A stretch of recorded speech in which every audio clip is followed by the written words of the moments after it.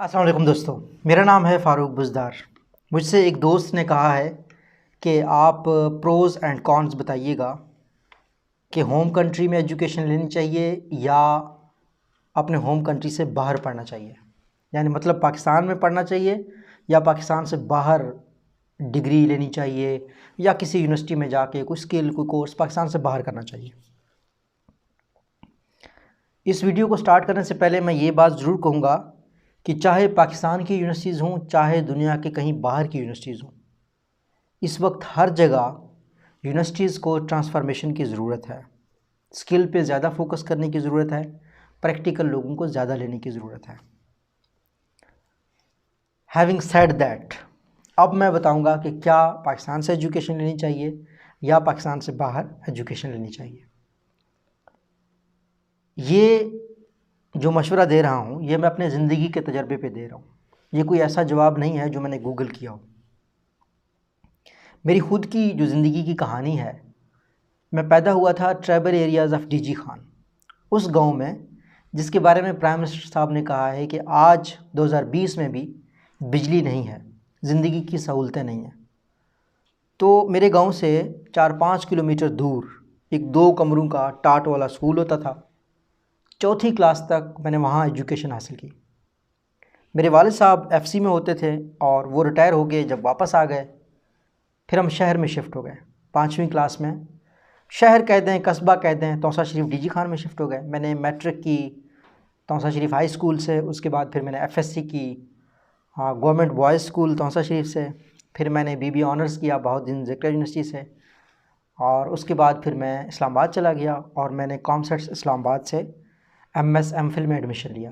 जब मैंने MS MPhil में एडमिशन लिया उस वक्त मेरी जॉब यूफुन में हो गई और यहाँ से मेरी ज़िंदगी का थोड़ा सा एक्सपीरियंस बढ़ना शुरू हो गया।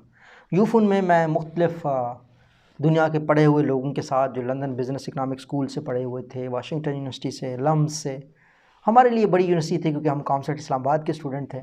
बल्कि मैं उस वक्त तो बहुत ज़िक्र का ग्रेजुएट था, तो अभी तो मैं कर रहा था एमएस। जब मेरा एमएस पूरा हो गया फिर मैं टेलनार में चला गया स्पेशलिस्ट कस्टमर लाइफ साइकिल के तौर पर। वहाँ पे भी तमाम एलीट क्लास के लोग मेरे साथ काम करते थे और यही यूके, यूएसए, मलेशिया, मुख्तलिफ़ ममालिक से पढ़े हुए लोग। और मैं इजी पैसा में तो ये सिचुएशन थी कि मैं अपनी टीम में वाहिद बंदा था जो पाकिस्तान से जो ग्रेजुएट था। लेकिन अच्छी बात ये थी कि मैंने पीएचडी भी पाकिस्तान से शुरू कर ली थी। अच्छा, इस दौरान मैं पीएचडी करने की भी कोशिश करता रहा। फिर मैं अल्हम्दुलिल्लाह अच्छी पोजीशन आई, थोड़ा टेलीकॉम सेक्टर में लोग जानने लग गए। जोंग ने मुझे बहुत अच्छी ऑफ़र दी। मैंने रिसर्च और कस्टमर एक्सपीरियंस को देखा, वहाँ भी बहुत अच्छा काम किया, इंटरनेशनल लोगों के साथ काम किया। पाकिस्तान से पीएचडी मैं नहीं कर पाया। उसमें मेरी अपनी भी कोताहियाँ भी थीं, उसमें मेरे जॉब का भी रोल था क्योंकि मैं बहुत ज़्यादा काम करता था। वीकेंड्स पे मैं जो स्मैडा है उनके लिए ट्रेनिंग्स करवाता था।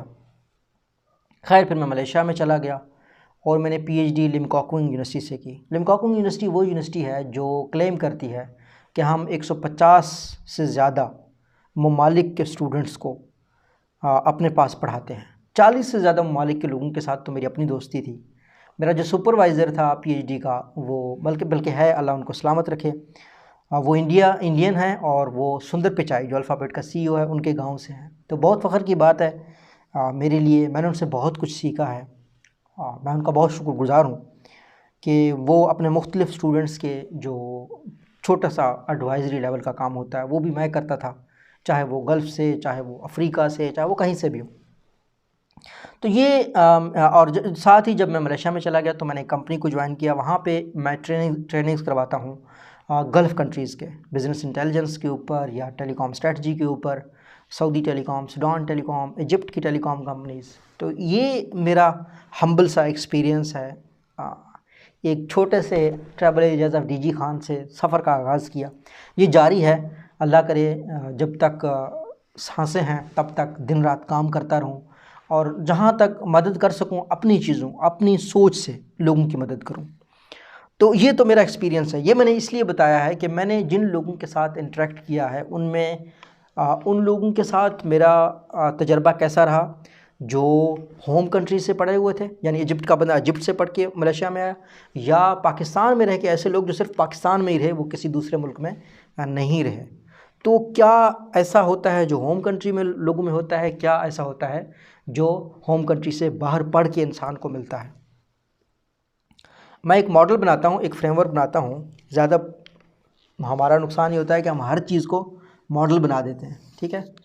मैंने ये एक 2 लाइन्स ड्रॉ की, ठीक है ना, मेरे ख्याल में वहाँ पे आपको विजिबल हो रहे होंगे। एक तरफ मैं रखता हूँ आपकी फैमिली को, ठीक है, एफ से मुराद फैमिली है। नीचे मैं रखता हूँ आपकी एजुकेशन को, ठीक है, ई से मुराद एजुकेशन है। अगर आपकी एजुकेशन एफएससी है, ठीक है, इंटरमीडिएट है, ये आपको दिखाई दे रहा होगा, और आपकी फैमिली से मेरा मुराद है कि आपकी फैमिली पाकिस्तान में है या होम कंट्री में है, ठीक है। और यहाँ पे ये ग्राफ के ऊपर का मतलब है कि आपकी फैमिली पाकिस्तान से बाहर है। फैमिली से मेरा मतलब है आपके वालिद साहब, आपके चाचा, आपके मामू। ज़्यादातर दोस्तों के जो रिश्तेदार हैं वो यूके यूएसए में होते हैं, करीबी रिश्तेदार, अगर फैमिली में कोई है तो। अगर आप एफएससी के बाद ग्रेजुएशन करने के लिए ग्रेजुएशन का सोच रहे हैं पाकिस्तान से बाहर, और अगर आपकी फैमिली पाकिस्तान में है और आपके करीबी अजीज़ों में कोई भी शख्स पाकिस्तान में नहीं है, तो मेरा मशवरा ये है कि आप पाकिस्तान में एजुकेशन करें, ठीक है। फैमिली पाकिस्तान में है और आपकी एज एफएससी आपने की हुई है, आप 18 साल के नौजवान हैं। उसकी वजह यह है कि 18 साल के नौजवान को ज़्यादा केसेस मैंने ऐसे देखे हैं, मेरे काफ़ी जानने वाले हैं, कि वो गलत चीज़ों में पड़ जाते हैं, ड्रग्स वगैरह में। बाहर आपको पता है कि बड़ी आसानी होती है, तो और भी गलत चीज़ें होती हैं जिनमें लोग पड़ जाते हैं। सब लोग नहीं पढ़ते, कुछ लोग अच्छे होते हैं, लेकिन प्रोबेबिलिटी ज़्यादा होती है कि इस उम्र में आप कोई गलत ट्रैप पे चले जाए। तो खौफ होता है, तो इस वजह से मैं इस स्टेज पे किसी को ये नहीं रिकमेंड करूँगा कि अगर उनके वालिदैन भी पाकिस्तान से बाहर नहीं गए, कोई रिश्तेदार भी करीबी नहीं है, तो वो पाकिस्तान से ही बच्चों को पढ़ाएं, अगर उनके पास पैसा है भी तब भी। लेकिन अगर आपका वालिद साहब बाहर है या आपका कोई चाचू, अंकल, मामू बाहर है और वो सुपरवाइज़ कर सकते हैं, तो आप ज़रूर बाहर जाइएगा, ठीक है। उसके बाद फिर दूसरा सेक्शन आता है, यहाँ पे वो लोग हैं जो अब उन्होंने ग्रेजुएशन की है, उनकी उम्र 20 साल से प्लस है, 22 साल से प्लस है, और वो मास्टर्स के लिए, एमएस के लिए जाना चाहते हैं। तो यहाँ पे मेरा मशवरा आपको ये है कि अगर आपकी फैमिली पाकिस्तान में है और आपके पास इनकम है, पैसे हैं आपके पास, तो आप बाहर ज़रूर जाइए। अगर आपकी फैमिली पाकिस्तान में है और आप एजुकेशन में अच्छे हैं, तो आप स्कॉलरशिप लेके बाहर जाइएगा। अगर आपकी फैमिली पाकिस्तान में है और आपके पास फाइनेंशियल प्रॉब्लम भी हैं और आपकी एजुकेशन भी अच्छी नहीं है, तो फिर आप एमएस पाकिस्तान से कीजिएगा। लेकिन अगर आपकी फैमिली पाकिस्तान में है और आपकी एजुकेशन भी अच्छी है और आपको अच्छी जॉब मिल गई है एमएस के दौरान, तो तब भी आप पाकिस्तान में रहिएगा।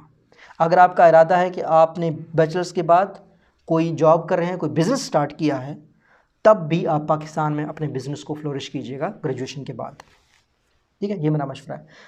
हाँ, अगर आपके पास फैमिली आपकी बाहर है और आपके पास इनकम है, तो आपको मस्ट है आपके लिए कि आप एमएस के लिए जाएं। अगर आपकी फैमिली बाहर है और आपकी एजुकेशन भी अच्छी, आप स्किल्ड हैं, तो आपके लिए लाजमी है कि आप पाकिस्तान से बाहर जाके करें। फिर दोस्तों पीएचडी के लिए भी वही गाइडलाइंस हैं जो एमएस के लिए हैं। अब फ़र्ज़ करो आपने पाकिस्तान से तालीम हासिल कर ली, आपने बाहर से तालीम हासिल कर ली। अब प्रोज़ और कॉन्स क्या हैं? अगर आप पाकिस्तान से बाहर तालीम हासिल करते हैं तो आपको जॉब अपॉर्चुनिटीज़ अच्छी मिल जाती हैं, ठीक है। आपका एक्सपोजर बहुत बढ़ जाता है, आप खुले जहन के मालिक होते हैं अगर आपने पाकिस्तान से बाहर तालीम हासिल की। ये पॉजिटिव साइड है। अगर आपने पाकिस्तान के अंदर तालीम हासिल की है, इसका पॉजिटिव साइड ये है कि आप लोकल लोगों को ज़्यादा जानते हैं, आपको लोकल लोगों से बात करने में ज़्यादा आसानी होती है। वजह यह है कि जिस तरह डेनिम का जो मालिक है भट्टी साहब, उनकी जो जीन्स वो बहुत अच्छी है लोकल लोगों के साथ उनको डील करने में, यानी जो उनके जो मैन्युफैक्चर करते हैं प्रोडक्ट को, फैक्ट्री बनाना। फिर जो आपके सेवर फूड्स हैं, जितने भी ये लोकल चेन्स हैं, ये अच्छे होते हैं लोकल लोगों के टेस्ट को समझने में, अच्छा कारोबार इस्टेब्लिश करने में। तो आपको लोकल लोगों को समझने में आसानी होती है, आपको कभी इनसे बात करते हुए मसला नहीं होता। ये इसका प्रोज वाली साइड है। और भी प्रोज वाली साइड ये है कि आप फैमिली के साथ टाइम ज़्यादा गुजारते हैं, तो आपके वालिदैन के साथ अच्छे रिलेशनशिप होते हैं। इस केस में जो आउटसाइड कंट्री का है उसका जो नेगेटिव साइड है, पहली नेगेटिव साइड ये है कि जो लोग पाकिस्तान से बाहर या लेट से किसी भी मुल्क में होते हैं, तो थोड़ा सा वो समझते हैं कि वो थोड़े से बेहतर हो गए हैं और थोड़े से बेहतर माहौल में रहे हैं, तो यहाँ पे आके वो ज़्यादातर माहौल की शिकायत करते हैं। ये ऐसा नहीं है कि सिर्फ गाँव तक लिमिटेड है, ये अगर आपके ऑफ़िस में भी कोई, मेरे साथ ऐसे बहुत से दोस्त थे, बहुत ही अजीज़ हैं मुझे, अल्लाह पाक उनको सलामत रखे, उनको ज़्यादा मसले होते थे कि ये जो ये बेकार सी यूनिवर्सिटी का पढ़ा हुआ है, ये मेरा बॉस बन गया है, और ये देखो जी पाकिस्तानियों को तो अक्ल ही नहीं है। तो इस तरह के वो लोग बात करते हैं। मेरे कुछ दोस्त हैं जो अमेरिका में कल्चरल एक्सचेंज प्रोग्राम्स में गए, तालीम हासिल की, वो बस वहाँ गए, यहाँ पे उनके रिश्ते थे, शादी थी, वो टूट गई, बाहर रिश्ता किया, अपनी ज़िंदगी होती है, अपने पसंद होते हैं, तो दुआ कर सकता हूँ उनके लिए, अल्लाह उनको खुश रखे। लेकिन एक थोड़ा सा नेगेटिव साइड ये है कि फ़ैमिली लाइफ डिस्टर्ब हो जाती है। एटलीस्ट आप एक तलाक़ के प्रोसेस से गुज़र रहे हैं, ठीक है। बाहर के लोगों के साथ ये होता है कि वो समझते हैं कि अब हम यहाँ के लोगों के साथ नहीं रह सकते, हमने बाहर सिटीज़नशिप लेना है, ऐसा कुछ करना है, ये होता है लोगों के साथ। और यहाँ पाकिस्तानी लोगों के साथ प्रॉब्लम ये होता है कि हमारे पास टेक्नोलॉजी देर से पहुँचती है, ये थोड़ा सा नेगेटिव साइड है, और उस वजह से हम लोगों में ओपननेस इतना ज़्यादा नहीं होता। हम अगर किसी भी टॉपिक के बारे में बात कर रहे हों या बोल रहे हों, तो हमारे पास इसका मैं नेगेटिव साइड बता रहा हूँ कि जो माज़रत के साथ कुछ शिद्दत पसंदाना अनासिर हैं जो खुल के बोलने नहीं देते, खुल के तहकीक होने भी नहीं देते। मेरा इस पे नज़रिया मज़हबी कुछ भी हो, लेकिन साइंस के फॉर एग्ज़ाम्पल फ़वाद चौधरी साहब ने कहा कि हम जो रमज़ान का रोज़ा है या ईद है वो साइंस के थ्रू चाँद को देखेंगे, तो उस पे उनको कितनी रेजिस्टेंस हुई है। आप अगर पाकिस्तान में हैं तो नेगेटिव साइड ये है कि आप अच्छे साइंटिस्ट हैं, अच्छे इंजीनियर हैं, आपके जो थॉट प्रोवोकिंग और आउट ऑफ द बॉक्स जो आइडियाज़ होंगे वो चांसेस आर के उनको अटैक होगा, ठीक है। ये आपको अपने जहन में रखना चाहिए। अच्छा, अब जब आपने काम कर लिया, इसने भी काम कर लिया, इसने भी काम कर लिया, अब आप उम्र के हिस्से में पहुंच गई जी 50 साल, ठीक है, तब जो प्रोज हैं वो सारे के सारे पाकिस्तान से पढ़े लोगों के हक़ में जाएंगे। क्यों? क्योंकि मेरे एक दोस्त थे, उनके साथ मैं अक्सर जब मलेशिया जाता हूँ, ट्रैवल करता हूँ, उनकी वाइफ मलेशियन है, उनके 3 बच्चे हैं, उनकी उम्र इस वक्त 54 साल है। मैं हमेशा अपनी उम्र से बड़े लोगों के साथ बैठता हूँ, अच्छा लगता है बातें करना उनसे, उनकी ज़िंदगी से सीखना। तो पहली जब मैं उनसे मिला था तो मैं थोड़ा सा थोड़ा नौजवान, अभी भी नौजवान हूँ अल्हम्दुलिल्लाह, और ये था कि भाई शादी हुई है नहीं हुई, मैंने कहा नहीं हुई। और कोई मंगनी शगनी हुई है, मैंने कहा जी नहीं हुई। अच्छा आप तो फंसे ही फंसे। मैंने कहा नहीं, मैं नहीं फंसा, मैंने बहुत ठोकर खाए हैं, मैं इस तरह की चीज़ों में नहीं पड़ता। तो लेकिन वो बेचारा फंस गया। अब वो 50 साल की उम्र में कहता है कि अगर अल्लाह ना करे इस तरह की सिचुएशन हो जाए कि मैं फ़ौत हो जाऊं, तो मेरी वाइफ ने with in weeks, with in months शादी कर लेनी है। पता नहीं मुझे ये बात कहनी चाहिए या नहीं कहनी चाहिए, लेकिन ये प्रॉब्लम होता है जो बाहर रह जाते हैं। और बहुत ज़्यादा लोगों का वतन से मोहब्बत, मिट्टी से मोहब्बत, ये चीज़ उनको उकसाती है 50 साल बाद। फिर इस वजह से आपने लोग देखे होंगे कि दूसरी शादी करना चाहता है यूके से आ रहा है, दूसरी शादी करना चाहता है यूएसए से आ रहा है। तो इस तरह के लोग होते हैं। वो मेरा दोस्त भी आता है, रावलपिंडी के चक्कर लगा के चला जाता है, ठीक है। शादी लोगों के रिश्ते नहीं हो रहे, ये भी आजकल एक मसला है, तो इस तरह के लोगों को रिश्ते मिल भी जाते हैं। अच्छा, अगर आप यहाँ पे इसका जो सबसे बड़ा एक और प्रॉब्लम है वो ये है कि जो लोग पाकिस्तान से बाहर होते हैं उनकी जो आखिरी ख्वाहिश होती है वो ये कि हम उन लोगों के साथ ज़िंदगी गुजारें जिनके साथ हमने बचपन में वक्त गुजारा था। मेरे दादा अबू फ़ौत हो गए जल्दी, मैं उस वक्त 7वीं 8वीं क्लास में था। मेरे अल्लाह पाक उनको जन्नत नसीब फरमाए, उनकी दर्जात बुलंद करे। मेरे लिए ये एज़ाज़ की बात है कि मैं स्कूल के बाद दादा अबू मेरे आखिर दिनों में ना उनकी आँखों की जो उनकी आँखों का ऑपरेशन हो गया था, कुछ ऐसा हो गया था कि वो देख नहीं पाते थे, बहुत कम वॉक करते। तो मुझ पे उनको बड़ा भरोसा था कि मैं उनके जो भी दोस्त थे वो मुझे बताते थे कि ये मौलाना साहब, अच्छा उन्होंने मौलवी का कोर्स किया हुआ था तो वो आलिम मुफ्ती थे, तो मुझे कहते थे उस दोस्त को बुलाओ, उस दोस्त को बुलाओ, उस मस्जिद में एक मौलाना पढ़ाते हैं वो मेरे दोस्त हैं। तो मैं उनको जाके बताता था कि मेरे फ़लाना दादा अबू हैं, वो आपसे मिलना चाहते हैं, तो मैं उनको बुला के लाता हूँ। मुझे बहुत उनको मसरत होती थी आखिरी दिनों में। और मेरे नाना अबू जब फ़ौत हो गए, अभी रिसेंटली फ़ौत हो गए, अल्लाह पाक उनको जन्नत नसीब फरमाए, तो मैंने ये देखा है कि वो बचपन को याद करते थे। अब जब बहुत बुज़ुर्ग उम्र में बंदा जाके पहुंच जाता है, फ़ौत होता है, तो वो हाफ़िज़ा उनका नहीं रहता, लेकिन उनको बचपन की चीज़ें याद आना शुरू हो जाती हैं। अभी मैं पढ़ रहा था सुहेल वड़ाइच का कलम कि नवाज़ शरीफ की जो वालदा थी वो आखिरी दिनों में नवाज़ शरीफ साहब को भाई समझते थे, तो बचपन आपको बहुत याद आता है। तो इस सेगमेंट के जो लोग हैं ना, इनकी जो आखिरी ज़िंदगी है वो थोड़ी सी बहुत परेशान कुन गुज़रती है, और इस पे बहुत ज़्यादा डॉक्यूमेंट्रीज़ भी बनी हैं। एक BBC की डॉक्यूमेंट्री भी इसके ऊपर है। तो और आपके जो बच्चे होते हैं उनको पाकिस्तान से कोई लगाव नहीं होता, आपको पाकिस्तान से लगाव होता है। आपका दिल करता है कि आप गांव में वापस जाएं, उन लोगों से मिलें, और आपके बच्चे और आपके पोते पोतियां, उनका सिचुएशन कुछ और होता है। तो लाइफ एक अजीब सी गड़बड़ में होती है, रिलीजियस एस्पेक्ट से भी, सोशल एस्पेक्ट से भी। तो ये मेरा एनालिसिस है। अब आपकी अपनी मर्ज़ी है कि आपने ज़िंदगी कौन सी चूज़ करनी है।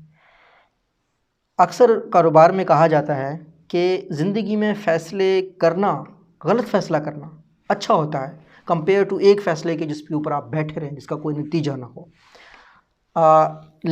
एजुकेशन के हवाले से कोई भी पाकिस्तान से पढ़ना या बाहर से पढ़ना, इसमें कोई मुज़ायका नहीं है, आप कहीं से भी पढ़ें। लेकिन एक चीज़ मेरी हमेशा याद रखें, ज़िंदगी में आगे वही निकलता है, तरक्की वही करता है जो मुसलसल सीखता है। कोई ऐसा बंदा जो मुसलसल नहीं सीखता वो अपने साथ जुल्म करता है। ये मेरा कहना है। अल्लाह करे आपको मेरा जवाब पसंद आया हो। ये मेरा पॉइंट ऑफ व्यू है, गलत भी हो सकता है, आपको अगर मुनासिब लगा, ठीक लगा, ये मेरा जवाब है, यही मेरा मशवरा है। अल्लाह हम सब का हामी नासिर हो। अल्लाह हाफ़िज़।